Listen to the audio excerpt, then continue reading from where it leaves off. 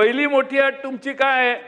19च्या कर्जमाफीचा लाभ ज्यांना मिळालेला आहे त्यांना आता 2 लाख रुपयाच्या कर्जमाफीचा लाभ मिळणार नाही। त्यांना केवळ 50,000 रुपयांचे प्रोत्साहनपर अनुदान दिले जाणार। अध्यक्ष महोदय, पीक कर्ज दुसरं 2 लाख रुपयाचं पीक कर्ज आहे, ज्याला कर्ज आहे मी काढलंय समजा, तर मी आधी 1.5 लाख भरायचे, मग 50,000 रुपयाचं अनुदान सरकार मला देणार।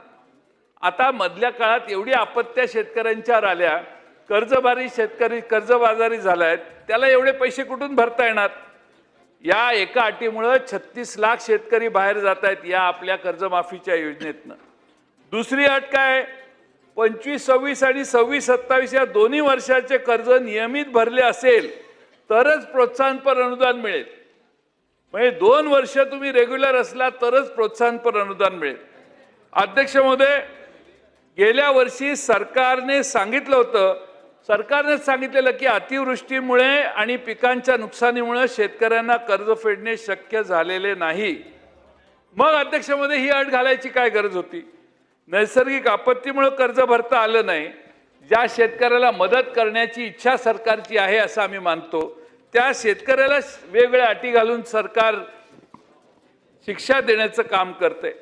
अध्यक्ष महोदय, या अटीमुळे 15 लाख शेतकरी आणि जवळपास 7,000 कोटी रुपयांचा लाभ अडकणार आहे। म्हणजे शेतकरी 15 लाख बाहेर गेले।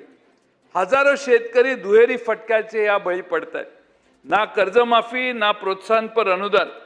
सरकार काय म्हणतं? ही कर्जमाफी ऐतिहासिक आहे।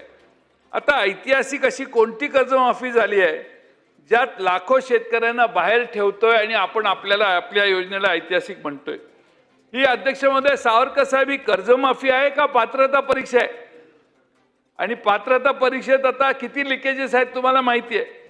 ज्याला सर्वाधिक मदतीची गरज आहे त्याला बाहेर ठेवायचं, हा काही न्याय योग्य नाही। शेतकरी संतप्त आहे। एल्गार अन्नत्यागाचा नावाने त्यांनी आंदोलन सुरू केलेलं आहे। या सगळ्या अटी तात्काळ रद्द कराव्यात। 19च्या कर्जमाफी घेतलेल्या शेतकऱ्यांना योजनेचा लाभ द्यावा। 25-26, 26-27चे कर्ज नियमित भरण्याची अट रद्द करावी। 25-26 मधील थकीत पीक कर्जाचाही कर्जमाफीत समावेश करावा आणि कोणत्याही प्रकारच्या भेदभावाशिवाय विनाअट सरकार कर्जमाफी जाहीर करावी। अध्यक्ष महोदय, अशी आमची सरकारकडे मागणी आहे।